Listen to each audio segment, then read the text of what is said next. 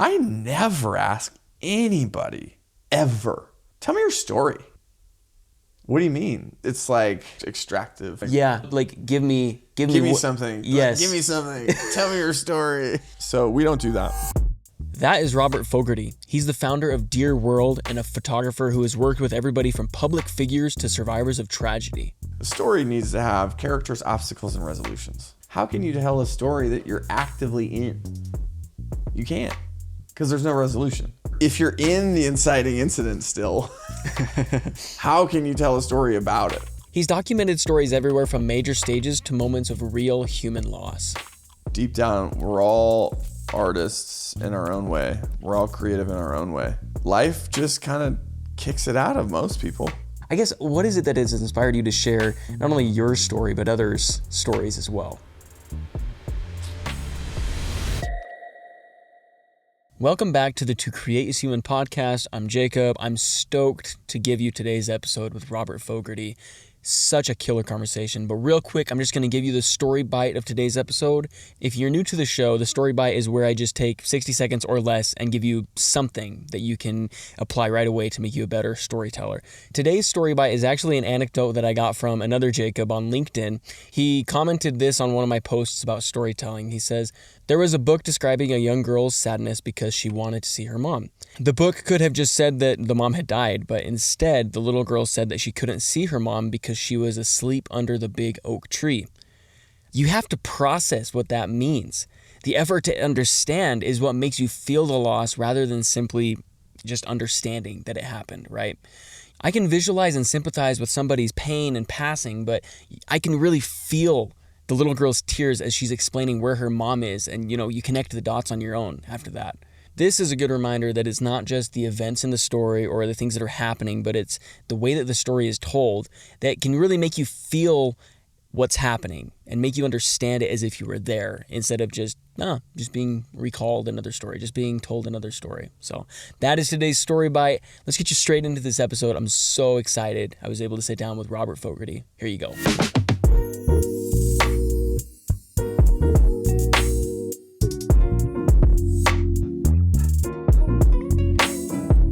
So Robert, you've built a career off of distilling somebody's life into one sentence or one phrase. How do you decide what part of somebody's story is worth keeping and what's not? Well, I think in the context of worthiness, obviously, let's be clear that everyone's story is worthy. When we're in a lot of my work, I'm coaching people to share a story from the stage.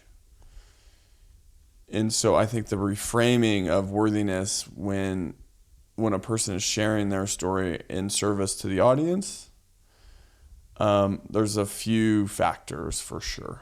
And so I think that becomes, if we accept the premise that everyone's story is inherently worthy, how the audience is served by the story becomes really important. And so I guess the number one conversation that's a little hard in this context is like, who is the audience? Is it colleagues? Is it family? Is it friends? So a story, for instance, a wedding toast is going to be a lot different than an executive telling a story to her team. Does that make sense? Yeah, total sense. And I think as beautiful as it is to kind of have something broken down, and I don't know if broken down is the right word. I like the word distilled because it's refined and kind of curated for one phrase or one sentence, is that, real life is not always that simple, right? Like it's messy, it's painful, it's beautiful, it's amazing, it's all of the above. How can somebody, let's go that way, how can somebody turn pain and beauty into something that's, worth, well, and like you said, everybody's story is worthy, but how can somebody turn their pain and their beauty into something that can be relatable and shareable? You've probably heard this in telling one story. I think there's an interesting place that gets messy, which is what our team talks a lot about, of are they telling the story from a scar or a wound? Have you ever heard that? Briefly, yeah. Like the wound, like when you're in something, it's hard to like be able to move away from it enough to like glean whatever lesson or whatever. Sure. So I think one difficult part of all of our lives is starting to know when you're in something and when you've gotten enough distance. And I think that's very difficult for people who are actively in pain or actively in something and also then trying to express themselves about it.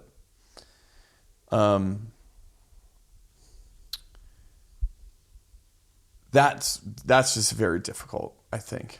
For instance, I've grieved a lot of loss, a lot of loved ones. I think I've written about it, I've expressed myself, but when I look back to like when you're in it, it's really important to share and express yourself, but I think it's really hard to land or like go help others when you're in it yourself. Does that make sense? That makes total sense. Yeah.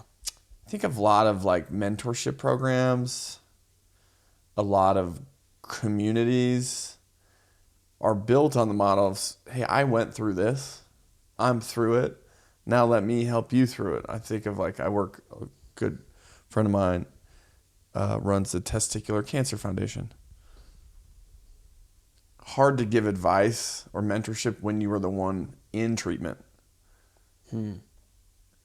Much easier, hey, I'm 10 years cancer free. I know what you're going through. Does that make sense?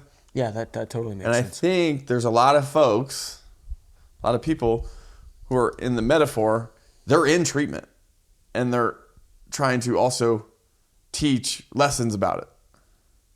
Which is just, when you think about it in that regard, it's like fundamentally in friction. And so the simplest answer is I think we have to express ourselves. We have to be vulnerable. We can share our stories, but when we're in it, it's in friction with being able to maybe serve others with it. Sure. And almost finding other people that are going through, I don't know, same thing or have been through the same thing, like you said, mentorship and communities and stuff like that. Yeah.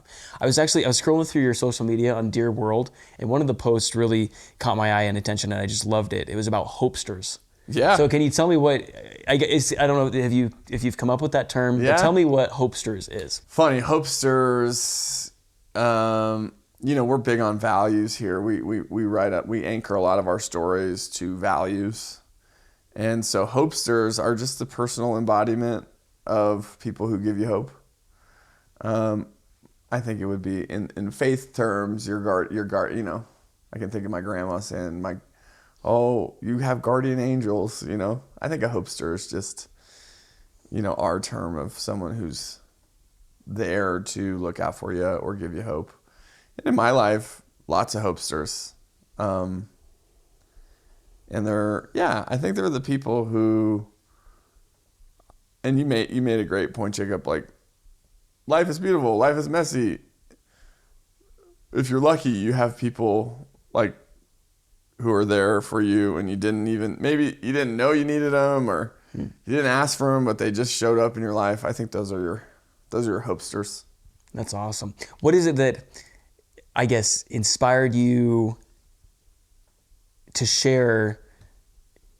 I think you. I've seen several times on your page and on your website and everything that kind of the turning point for your career was in New Orleans after Hurricane. Was it Katrina? Yep. And that particular fellow who's, I think, said cancer free, or what did it say on his cancer chest? free. Yeah. I guess, what is it that has inspired you to share not only your story but others' stories as well?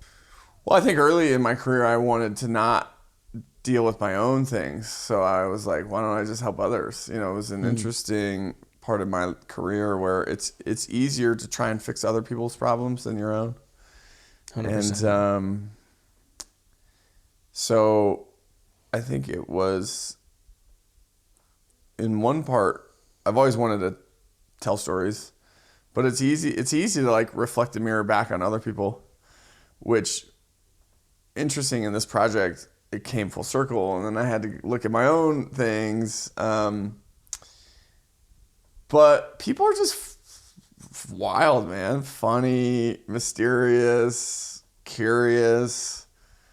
And I think when I'm at my best, like everybody is a potential person to be a friend, or even just a fist bump in an airport. Strangers are like new friends in disguise, as someone once told me, right? So I just think people are being curious about people around you. If you're curious about people around you, things are going to work out. Because life is about relationships. And so I think I've always just been curious about people in ways that in my own heart I've been like, yeah, and also I think people are curious about me. And like it's fun to be kind of quirky and enigmatic and energetic and, you know, all these things that have helped me through my career, which is like, I will be the guy who like talks to a stranger on a plane or is like, come do this thing with us, you know? And so the instigator, you being, by the virtue of you doing this, like someone needs to take the first move, right? Someone needs to ask the person out. Someone needs to say, hey, what's up? Like, so I think creators' roles, and you hear a lot about this, like creators' roles are to be the person who's like, maybe it's scary, but like, I'm going to say hello, you know? And like, almost never will you ever regret saying hello to someone. Love that. Would you say, I love the curiosity bit. Would you say that's almost more important than, I guess, most skills? Like, would you say that's one of the most important skills a creator, a storyteller can learn? Man, I know it's cliche, but, and I tell my storytellers this all the time. Like, we're so smart inside our own head. As soon as we say it out loud, you start learning. You start getting better. So I can think I have a speech or a story like great in my head, and then I try and do it out loud, and it's terrible. And what is for us in that craft is like you're getting better every time you get it out of your head and into your voice. I think curiosity, being curious about other people, is not, wow, I really want to talk to someone new today, and then you leave it right there, you know? You got to go then use your voice. Go instigate. Go be curious, you know? So curiosity is a superpower. In particular, curiosity about others in the real world. You know, some people are going to be like, oh, I'll be curious. I'll just like hop on I'll get on my screen and be curious and research. Like, I think our devices have given us I think they've sold us a bad bill of goods, which is like, I can find every answer I can find is in my screen.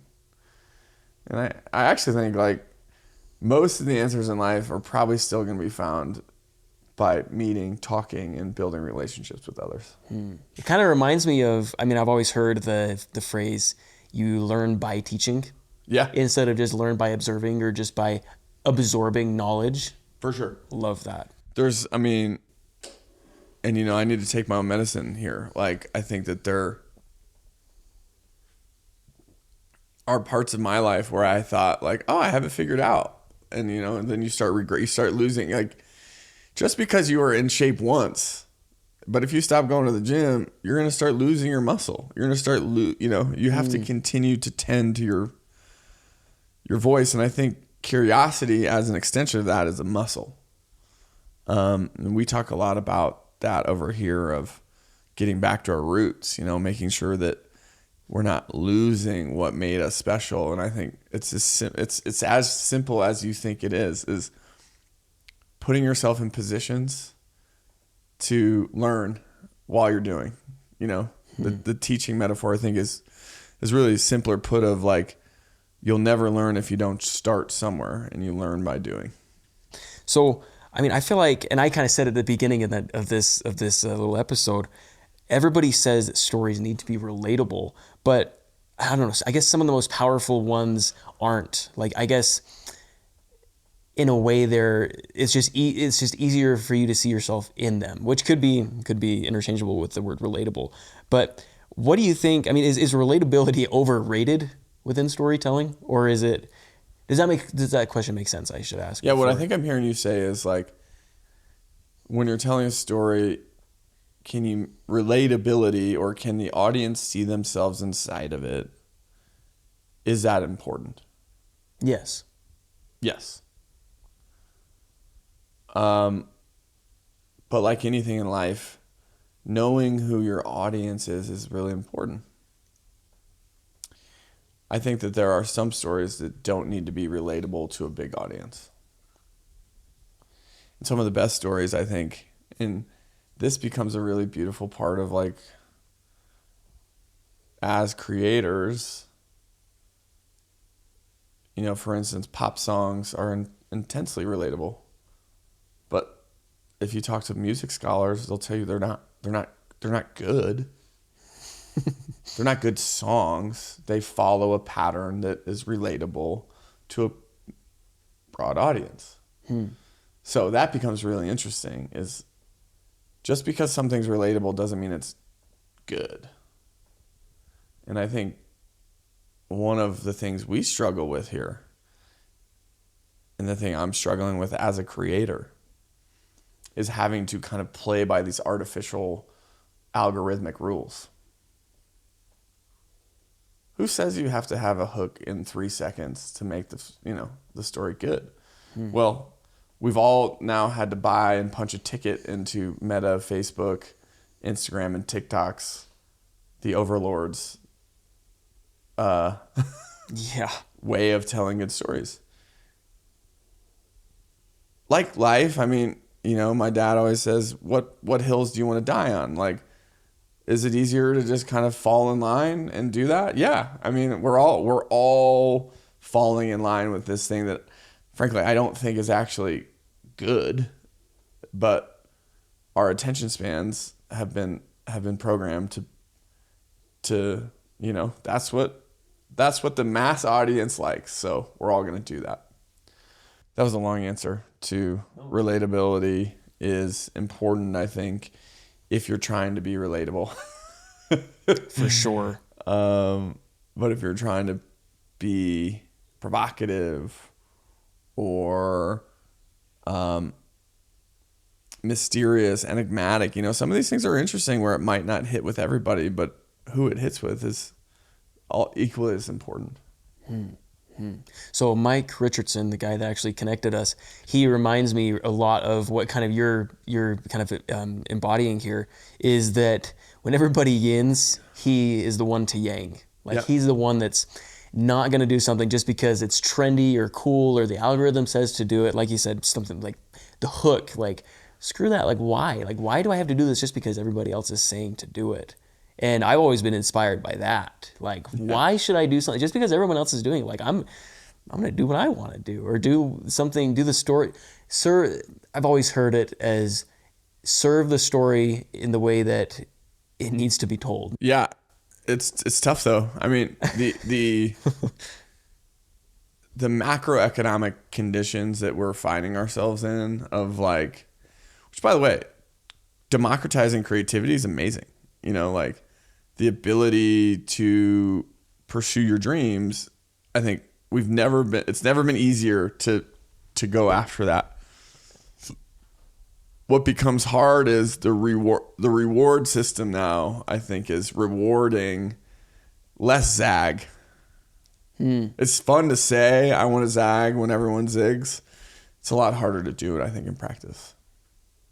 Truly. Especially if you're trying to create for also some sort of economic benefit. You know, I think there's a lot of people who are pure artists. They just want to create to create. They want to create because they have to. My mom was like that. And those folks, I think, are the true artists, create not for the economic benefit, which becomes a conundrum when you're also trying to eat and create to make a living. You know, that's a big catch-22 for all of us as creators. Is. Yeah, that is the biggest thing that I find myself fighting is I want to do what I want to do, but everything is just sometimes the things that I want to do creatively are not always the things that clients are wanting their content that are wanting to pay for their brand to have that. And it is a tough thing to do. And you're going to fight that your whole career. Yeah. I pursued making videos for fun for 6 or 7 or 8 years before I ever decided, oh, maybe like somebody paid me before I decided I wanted to be paid. Like they're like, hey, let me, anyways. Yeah.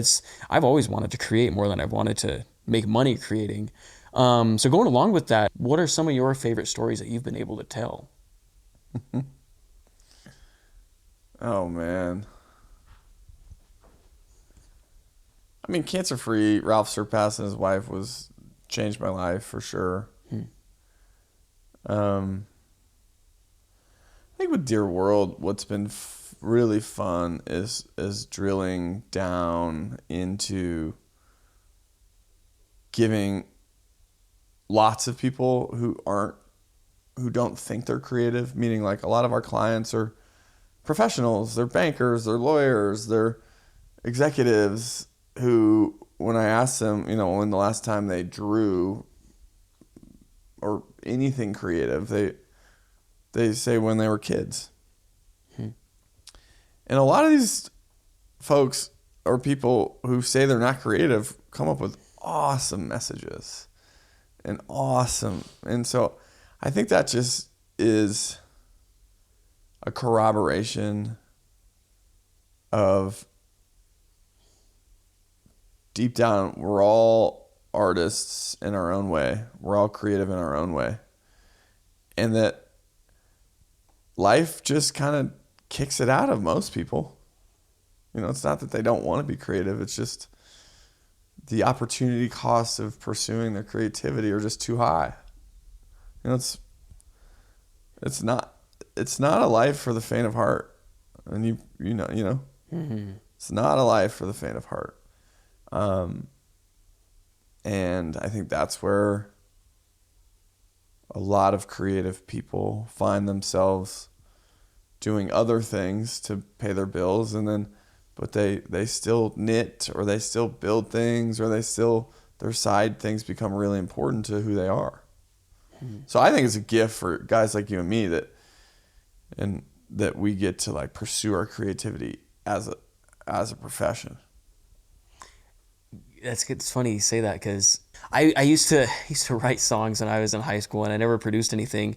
I recently got a MIDI keyboard and bought Logic Pro on my Mac, and I'm like, I want to get into it, but I promised myself that I will never use that I won't go into music thinking that I'm going to make money or trying to become the best person ever. Like I want something, a creative outlet that is not tied to money or obligations or expectations at all. Like I just wanted, because sometimes, I mean, I get to do creative projects as well, but sometimes I'm just making videos for other people for like a majority of the time. And I'm like, I told myself, I'm like, I just want to have an outlet that is just creative for the sake of just making something with no expected returns. So yeah, I love that.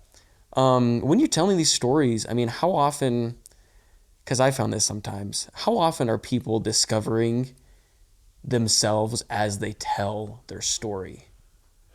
That you're hitting on, I think, what is the most beautiful part about giving people structure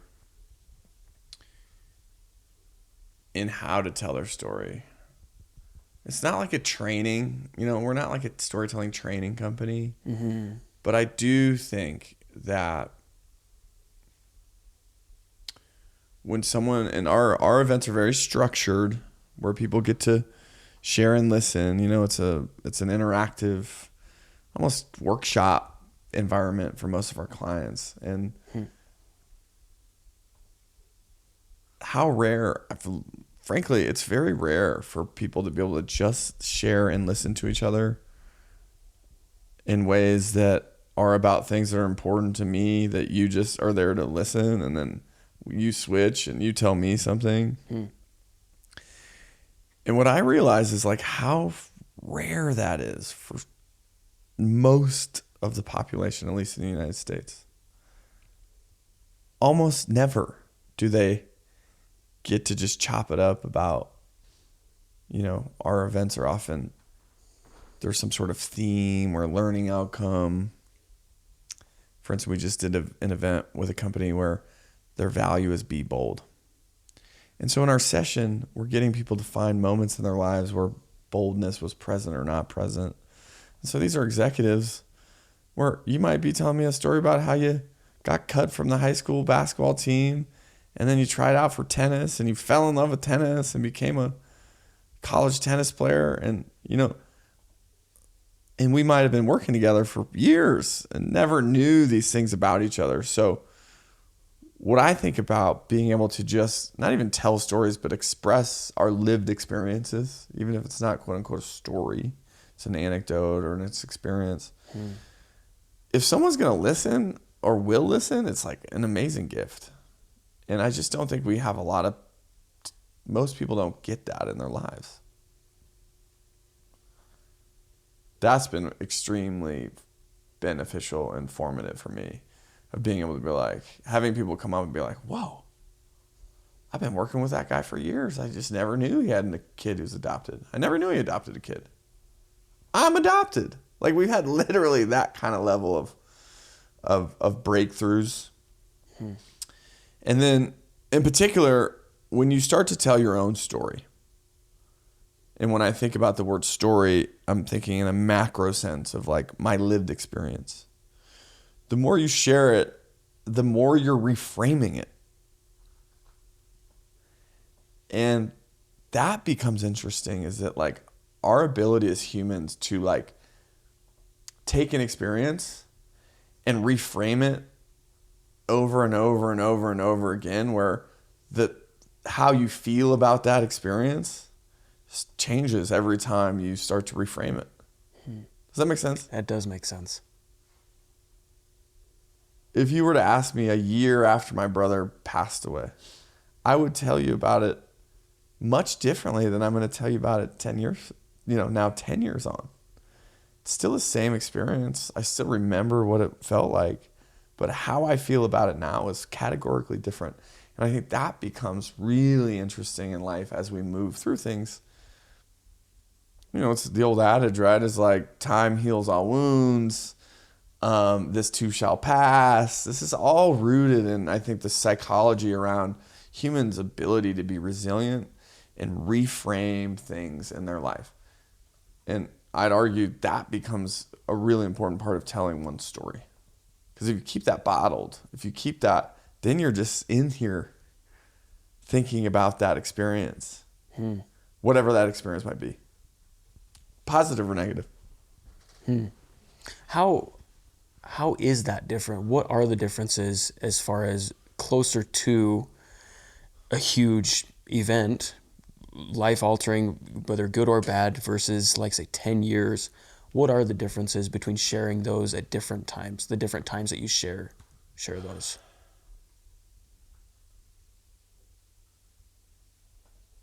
I think this goes back to like mentorship, wisdom, the ability to kind of almost look back on your life from I wouldn't say like completely objective view, but I think with time comes, we think about like there's always characters in movies, the old grizzly veteran or the old wise person, I think Doc it's Hudson's, for a reason. So that, I think it's fundamental, and just like, if we're talking about something that happened or whatever, that could be also, every story has an obstacle and a resolution. Right? Like, I think that to me is one interesting thing. When we talk about fundamentally the difference between an anecdote or retelling or describing events, a story needs to have characters, obstacles, and resolutions. So you can't really and this goes back to like telling a story from a scar or wound. How can you tell a story that you're actively in? You can't, because there's no resolution. So I think the proximity to when the inciting event is what we call, like most stories need some sort of hey, things were one way, then something happened. Here's what I learned about it, is essentially what a story is. The fundamentals, yeah. Fundamentals. So if you're in the inciting incident still, how can you tell a story about it? Sure. That becomes, I think, really important as you go on this journey too, of like everyone. I have like huge kind of armchair quarterbacking of like what is storytelling? What do you mean by tell me your story? And that becomes really important as we move through the world. Like, I never ask anybody ever, tell me your story. What do you mean? Tell me that's a very important thing, I think, as we move through the world. And I had some guy, I was like at a networking, I was like, tell me your story. And I was like, what do you mean? It's like aggressive to like, you gotta like lead up to like, tell me your story. Like, sure. And it's almost, tell me your story. Well, it's become such a buzz phrase, a buzzwords. Like, I'm like, what? Tell and story and your can all mean so many. They're so subjective. Totally. They seem such objective words, but they can be so subjective and so different. Like you said, tell me your story. Like, I think I'm in the middle of it. I mean, sort of. I mean, I can tell you something that has happened, but I don't know. I don't. It also feels extractive, like. Yeah, like what? Like give me something. Yes, give me something. Tell me your story. Give me it. Give me the juice. And I just So we don't do that. I love that. Even though we're a storytelling company, we don't. We ask people to share a meaningful story about a moment in their lives if they're willing. I love the if. Of course. Yeah, share if. We like to say if it has meaning to you, it has meaning to us. We give people tons of ways to like participate or not participate, do it or not. And that becomes, I think, the role of the gift that you have in this seat, the seat you're in as the host. The gift that I have is guiding people through something where there is a fidelity to their story. There's a fidelity to it. And I would argue that the some of the mistakes I've learned along the way was being, maybe at points in my career, being the tell me your story guy. Tell me your story. Tell me everything. I think we've all been there. Not cool. For those who want to jump off the cliff, you say, I got a big old net down there. We'll catch you. Down? If someone's like, I'm not jumping off that cliff, you don't go, whoo. Which is, I think, what is, I think, a big thing and a big responsibility when you're in the seat, when you have the mic, when you're the facilitator, when you're is to know that, or start to see, don't be the guy kicking people off a cliff if they don't want to jump off a cliff with you. AKA telling stories about grief or telling stories about trauma that they're actively in, or telling, like, this kind of stuff is not cool.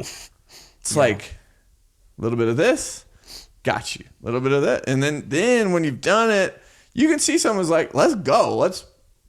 But that's certainly the thing I've learned more than anything is don't be the guy pushing people past where they want to go.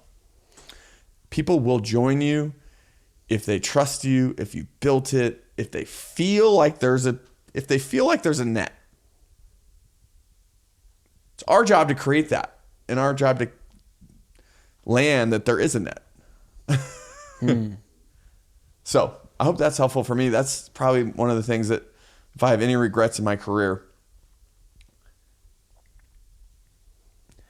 there's a woman who we do a lot of ghostwriting.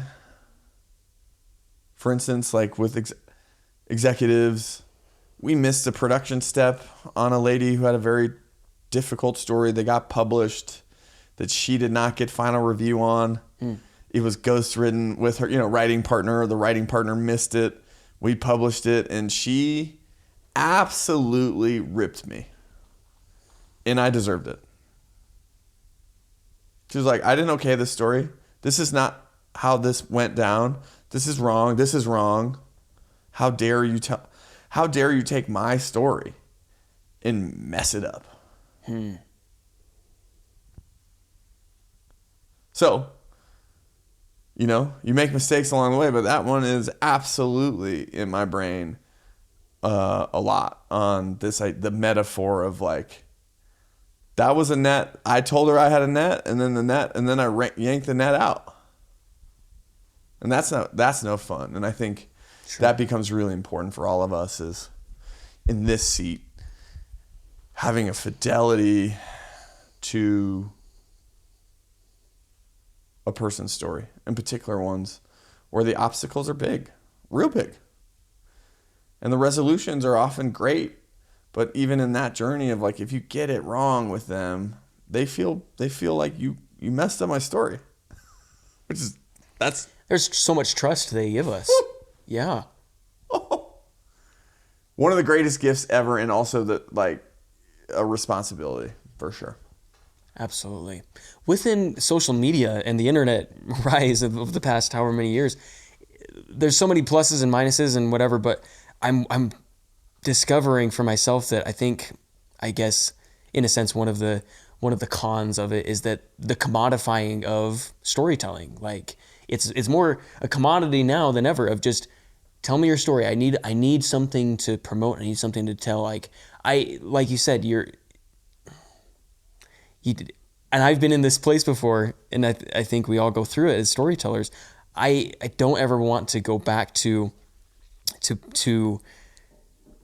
extracting something from them, like forcing almost, Totally. I don't ever want my stories that I tell to be a commodity. I want them to be a luxury, a rarity. I'm not thinking of the right word, but hopefully that's.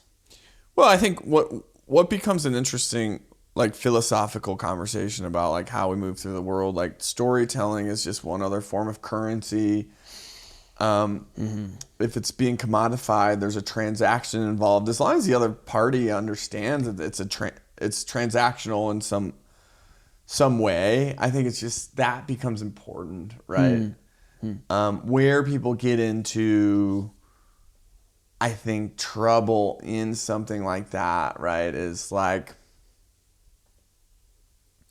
where one party thinks it's one thing and the other party doesn't. Ooh, sure. And so I think that's the only thing you want to get clear. A lot of people want to transact with each other, and if storytelling is the right medium, like more power to them. I think that getting clear around corporate partner, like we all know it's transactional. Like the whole thing, I think in our work that becomes important for me is like our work as a gift to the audience, but we're being paid by the company, and that's fine. Just being clear about what are the roles in the transaction. Sure. Where you see that, I think a lot in our not in our current environment, but in the capitalistic sense, is for-profit companies telling stories in so much to like be charitable.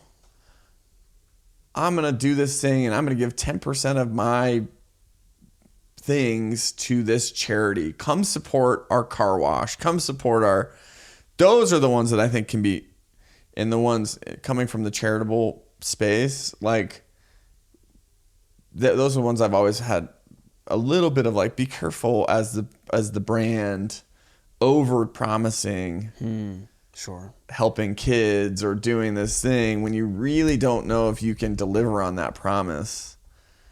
You see that a lot, you see a lot of charities run afoul on doing big gala, spending $1 million on a gala where 90% of the gala costs are on the band and the food and the stuff. And then at the end of the day, it's like, oh yeah. And then we gave $100,000 to charity. those become, I think, the ones that become, for even small content creators, of like, if you're using people's causes to promote your own brand without that being agreed upon explicitly with the, because I see that every day. Where I'm like, I don't know about you, content creator. Are you really? Is that money really going to the kids?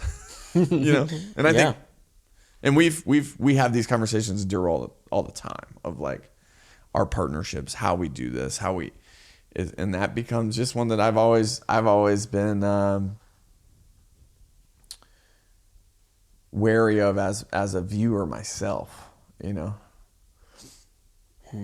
Like those big old checks. It's like, go out in front of someone's house and it's like, you print this giving $1,000 to this or and whatever. it says $1,000 on the thing. It's like that sign cost $500. Like, couldn't you have just handed up an envelope with $1,500? That videographer that's taking the photograph. That to me has always been like a really funny one of like, you spent more money on the production of this photo shoot than you did on the promotion. On what you gave the person. Yeah, on the promotion of showing that you're You spend 10 person. grand on something and then you write them a $1,500 check. Yeah, 100%. By the way, if we all had to show our books on those kind of things, if there was an expose on that, you'd see a lot of brands running for the hills.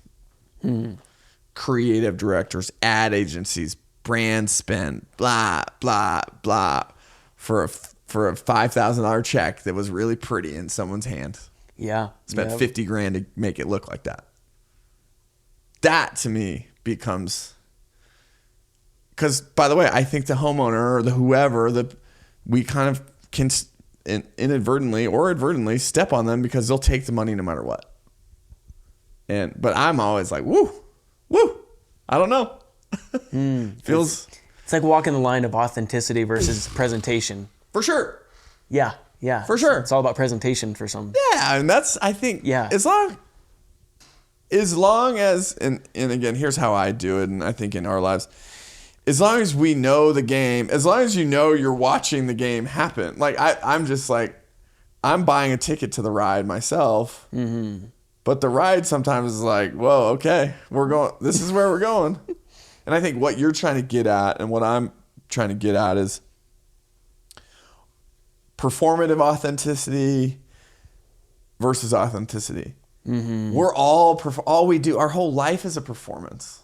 We have to perform for ourselves. We have to perform for others in content. But the trueness of when it's truly authentic, probably don't have a mic in your hand. It's probably not being filmed. Yep. Yeah. And to be okay with like, it's not totally authentic if there's a mic in your hand. How could it be? I think you're totally right. Yeah. Like literally, when I say that, it might ruffle the feather of a few thought leaders or authenticity gurus, but like, and that's another buzzword is authenticity anymore. But anything is, I guess you could say anything is buzzword. But like, and we want to be authentic. Absolutely. We want to be authentic as we can for what the situation calls. All I'm saying is that like, if there's a mic in your hand, it's already it is in a different category for what the situation is. It's being curated for somebody. Yeah. And so some audience. the metaphor there, right, is like, I could tell you this very same thing, but if you and I became buddies and we're out on a walk and there's no microphones, there's not like that's an exchange of gift, of vulnerability, of authenticity that we have in that moment just in our own lived experiences. We're not doing it for other people. Right? 100%. And I think that's so cool that oftentimes those conversations lead to awesome conversations like this. Yeah. 100%. 100%. Might be an interesting, I know this creates more work for you. No, you're fine. But I've always thought about what is the pre-roll for a podcaster? Like where you, by the way, do you want advice? This is like terrible advice. No. Go ahead. I love it. But I've always thought about what it might be like. You might get less guests, but you're like, hey man, I do it a little differently. We're gonna go on a walk for an hour with no because if we would have gone on I've always just loved like, what might it be if we had something together before we turned the mics on? Because I watch the like famous podcasters, and I'm like, oh my god, this guy's promoting his book, this guy's doing his thing, this guy's doing this thing, and I'm like, I don't even know if they like shook hands before they got. It just feels like they don't actually have a lot of rapport, or the rapport they have is it's like it's not authentic. It's transactional. It's transactional, or it's like I don't know. They're both extracting from each other. Monetized almost. Yeah. And so I've always just been like, what might it be like if what might a podcast be like where the podcast host said, hey, before, some version of pre-work so terrible idea because I probably just takes too much time. No, I mean, I think there's something to be said for that because, I mean, the most authentic moments, like I said, don't have a microphone or a camera recording. Like, it's sitting in bed late at night talking about the deepest parts of your soul. It's out to lunch at the local diner. Like, it's watching a movie and talking about it afterwards. Like, it's doing all the things with no... You just got to hold me to it, I guess. If I ever start a podcast, you're going to have to be like, remember, Robert, remember what you told said me? You were going to add like 3 times the amount of pre-production. I'll be sure to remind you that. Yeah. The 3, but yeah, that's so funny because I remember watching 2 people that are very famous, and I was just like, wow, that line was right out of a pre-show bullet point. And then that one was right out of a pre-show. And then it was just like pre-show bullet points volleyed back and forth. Yeah. Just like 100%. I'm listening to it. I guess this is what it is. 100%. Well, blank. Authenticity is. There's your line. There's your quote. Yeah. Delivery. Yeah. Which is fine. People are very, and I think it goes back to creating for commerce. That's a good way to say it. You got to be a dog, man. Like a lot of those guys and ladies I look up to for their discipline, for their consistency, for their ability to like have their, when you talk about, I want to create for my friends with the song and I just want to do it for my songs. If you want to create part of you you're like you want to get to the NBA of content creators. You got to be a dog. You got to fight. You want to be the best in the world. We got to sign up to go head to head with the best in the world. Absolutely. What is it that makes a story last with you long after it's been told or heard or listened to? I just think the emotional surprise and delight.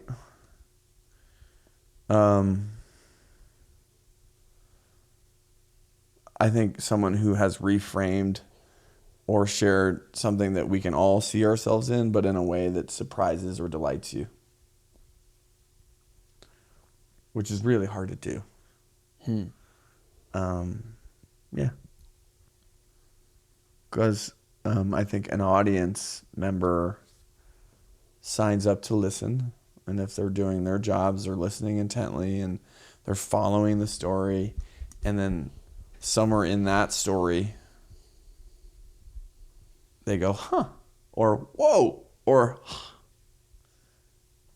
some surprise or delight moment that also leads to like inspiration or captivation or motivation. That's what a great story does. Love it's it. really hard to do. So you've helped, thousands of people tell the most honest version of themselves within their Yeah. stories. Who does that for you? Oh my gosh. Steve Gleason, for sure. Shout out to Steve Gleason, former NFL football player from the New Orleans Saints, has ALS. He is incredibly vulnerable. And his wife, Michelle. He just wrote a memoir that will like kind of laid out what it means to like die slowly from a really terrible disease. And so he talks about the beauty of now. He has a beautiful quote where he says something along the lines of, I can think about the things I used to have, or I can choose to focus on the beauty of now. And this is a guy who hasn't been able to move anything but his eyes in like 14 years. And so he sticks with me many times, also because he gave me a ton of gifts. You know, he was one of the first people to let me photograph him and interview him that was kind of like famous. You know, he was an NFL football player for the New Orleans Saints. So he sticks with me also because like in life, you need people to believe in you. I think that becomes the most important thing when I look back at my career. It's like we never get through this thing without the help of others. And someone has to believe in you along the way. And I've had a lot of people be like, come here, young buck. And what I hope is like now in my 40s, I can start to be the one who's like, come here, let's go. Let's do this thing. So those become the stories that stick with me more than anything, are people who have like, they didn't have to, they had no reason to, other than they just said, I'm going to help you out. I'm going to believe in you. And that becomes an amazing gift for all of us, right? Is like looking back at the people who are standing on the shoulders of the people who came before us, our ancestors, or, you know, people in your career or my career, where you look back and be like, wow, it changed my life, you know? And if you look at life in that regard, it's like every day we have an opportunity for our life to like miracles can happen in our life every day. If we look for them, if we find them. Back to the Hopesters, you know. Hopesters show up for us when we need them.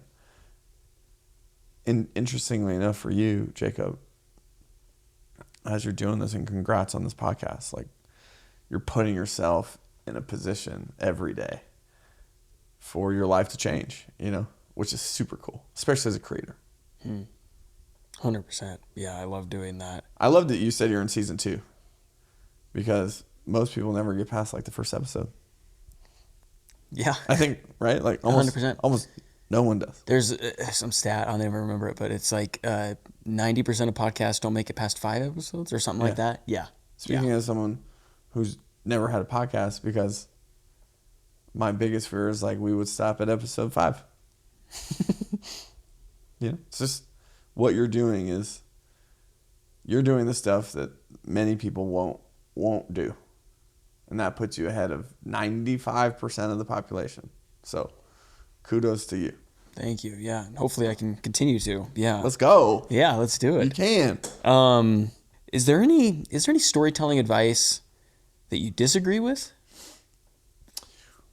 I think the fundamental is like, do not be the person who goes up to someone sight unseen and says, hey, my name is blank. Tell me your story. If you don't do that, I'm pretty good. But don't do that. Don't do that. Yeah. What does the word story, we said it a million times, and I sometimes I say it so much I forget that it's a word. Like that I'm like, is this still a word? Like I've said it so many times and I've heard it so many times. Yeah. What does this amazing word story mean to you?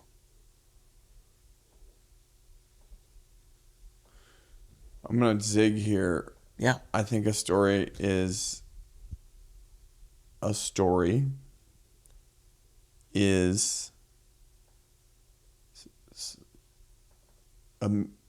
medium, whether voice, film, photograph, that has an obstacle, characters, and a resolution. I think we can debate what a story is on the periphery, but I think fundamentally, like a story, like what is a story? Story is some sort of expression of a personal thing or a human thing that has characters, obstacles, and resolutions. And I'll just go on record saying, like, I think if you ask 10 or 100 people that, they'd have 100 different answers. So far, everyone has had a different And so I think we gotta also have that's what a story is. answer. You Love know, it. it's not a poem. It's not an anecdote. It's not a retelling of events. Stories have characters, obstacles, and resolutions. In my opinion. Yeah, 100%. Within what you do, obviously, kind of distilling people's stories down to a phrase, a sentence, Yeah. and helping others do the same. For sure. How would you? What's your phrase? What's your sentence of your story? It changes every day. I don't have my you just asked me my story. It's true. Sorry. You'd have to ask me, if you and I were doing this, it would be like, we'd have a theme of we would talk about, what is your story about courage? What is your story about faith? Do you have a story of faith? You got to route people into, the resolution is often related to like the value, the moral, or the theme. Really important to name that, going back, stories have characters, obstacles, and resolutions, but they also have moral value or theme. So you and me, it would be, this conversation today sounds a lot about like creativity. What's your creativity story? Maybe what's your right? That one little shift changes everything, in my opinion, because then we've been able to agree on a route for our conversation. For instance, like, I would have no problem going up to someone at a networking event called Connecting Creators and saying something like, "Hey, my name is Robert. Like, what's the most like creative thing you've ever done?" Right? So shifting, "Hey, my name is Robert. What's your story?" to, "Hey, my name is Robert. What's the most creative thing you've ever done?" I also think, and this is inside baseball for me, like scenes, trying to get people to like tell me the most creative thing. Now you can abuse that a little bit too, like most favorite, but those are helpful in kind of the distillation process too, even though they can kind of be overused. So I don't even know what maybe you could reframe the question again. I need to reframe the question. Reframe it for me, brother. So instead of what's your phrase, what's your sentence, what inspires you to create? Ooh, great one. Oh, man.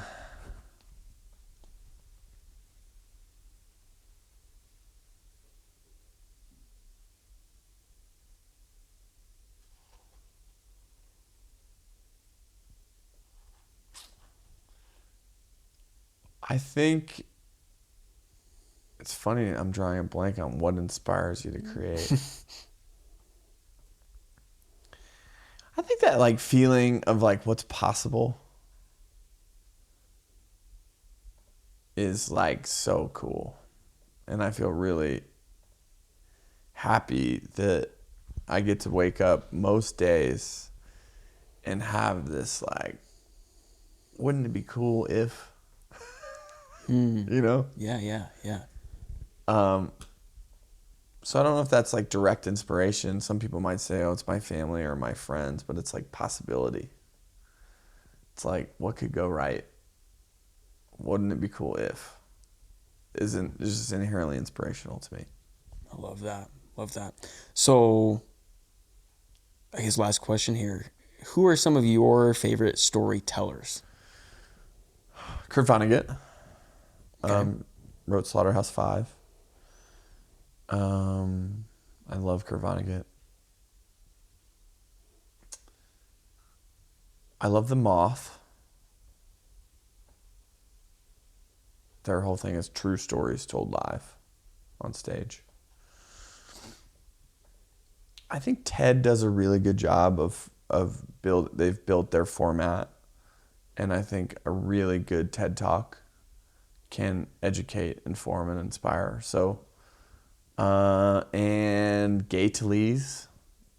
Gay Talese is a journalist who is probably in his 90s now, who was one of the founders of New Journalism, which he wrote Frank Sinatra Has a Cold.